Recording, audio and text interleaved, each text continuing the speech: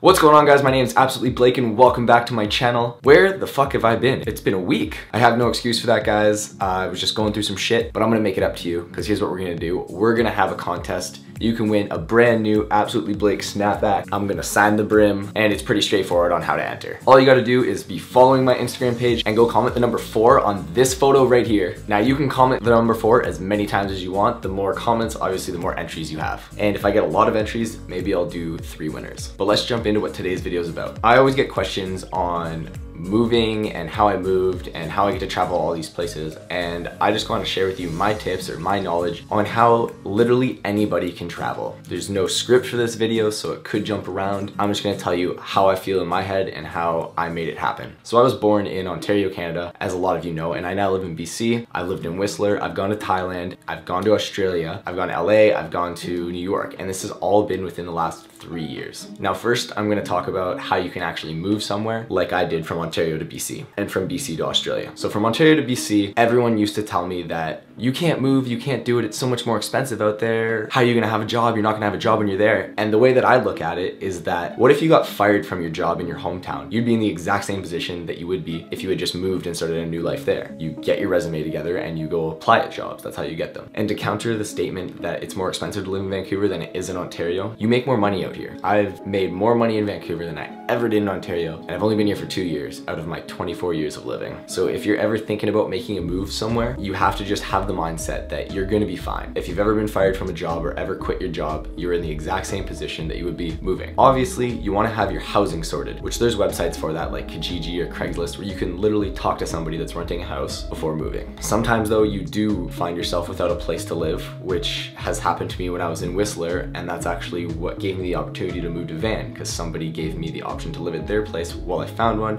and that turned into me living there for a long time. Now I also did this with Australia, but yeah, you might think you need a lot more money to go to Australia. The flights are expensive, and I'm gonna be honest with you. When I moved to Australia, I had $500 in my bank account and negative $2,000 on my credit card. I was owing a lot of money. I had no job moving out there, and I knew that I had to pay rent right when I got there, so I was kind of scared because I didn't have anything to pay with. But luckily, after 2 weeks of hunting, I found a job, and I got to live in Australia for 6 months, and I barely worked because, again, out there, the wages are a lot higher, and I had literally the best time of my life in Australia. It was definitely on the top memories that I'm ever gonna have. Now, working in Australia gave me the opportunity to go to Thailand because flights were really cheap from there, and Thailand's really cheap to live in. In Thailand, I paid $12 a night for a private bedroom with AC for literally like a hotel room, something like what I'm filming in right now, and it would be like $3 for a beer and food. When I ended up going to Thailand, I also went with only $700 in my name, and I was there for 15 days, staying in hotels and hostels and eating every day and drinking every day, which most of the time is really expensive, but it was all right. So I'm kind of rambling on about that now, but I just want to kind of portray what it's like outside of your own country. Like, you can go other places. Now, if you want to kind of just bounce around, here's a tip. Don't stay in hotels. Always stay in hostels, because no matter where you are, there's hostels. There's hostels in Vancouver, there's hostels in Ontario, there's hostels in Whistler, and they're like 1/5 the price of any hotel room I've ever seen. Now, a tip to kind of just travel on vacation, that's easy. Just save your money and book it way in advance. If you're going on like a resort for a week or whatever it is you want to do, and usually find a place that's all inclusive. So your drinks are included and your food's included. All you gotta worry about is that initial price, which $600, guys, is not that hard to save.